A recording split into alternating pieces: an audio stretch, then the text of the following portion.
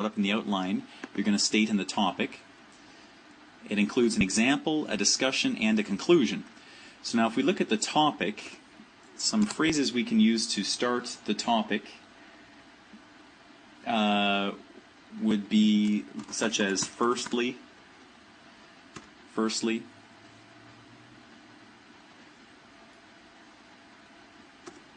or looking first at, and every supporting paragraph also has an example from real life that helps to prove what you're saying in the topic.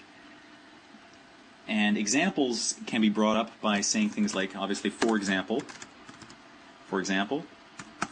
or for instance, or even if you'd like to phrase it, take, and then whatever your example is, and then for instance. So if your example is Shanghai, you would say, take Shanghai, for instance. Okay, and then on to the discussion. Now the discussion is a little bit more difficult because you have to kind of use your brain to link your example to your topic. But some phrases that you might find useful, that you might be able to use in here for your discussion, could be something like this. Example clearly shows, and then whatever. This example clearly shows, or perhaps it is obvious.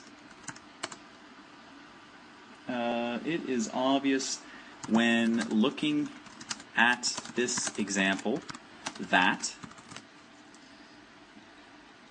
Let's put this over a little bit.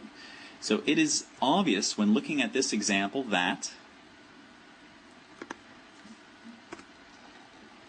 Or even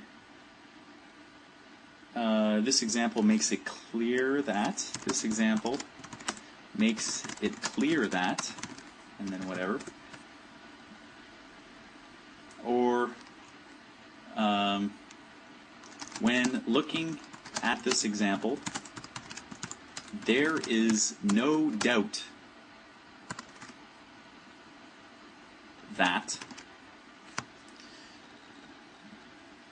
I'm sorry, the text is not wrapping, so you can't really see it so well. When looking at this example, there is no doubt that, and then go on to say whatever you'd like. The conclusion for the supporting paragraph.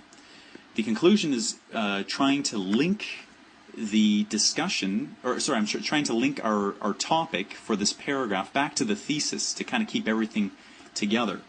So some phrases you can use to start your conclusion might be something like, it is obvious that this links to the thesis. You could go on to say, it is obvious that this, or from this,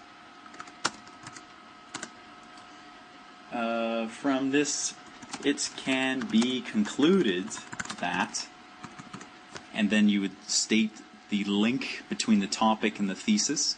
From this, it can be concluded that this links to this. This links to the thesis. Or something like, thus, there is an obvious link between this and this. Now, coming down to the conclusion paragraph. So the conclusion paragraph includes 3 sections. There's a summary, which just talks about what we talked about in supporting paragraph 1 and supporting paragraph 2. There's a restatement of thesis, which is saying what we said in the thesis again, but using different words. And then we include a prediction or a recommendation.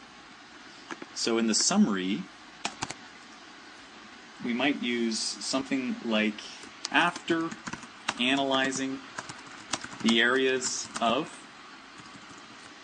and then after analyzing the areas of 1 and 2, so the topic supporting paragraph 1, the topic supporting paragraph 2, or following the analyzing of supporting paragraph 1, supporting paragraph 2. Now the restatement of thesis is pretty straightforward. You're just taking your thesis and stating it again, And you don't really need a lead-in phrase for this, but you can use one. Here's some examples. So perhaps you might start with as has been proven. As has been proven, and then whatever your thesis is. Or maybe it has now been shown, or even as has been shown. Now the prediction and recommendation is also quite straightforward. You could start with it is expected that, or it is predicted that, just to start those phrases.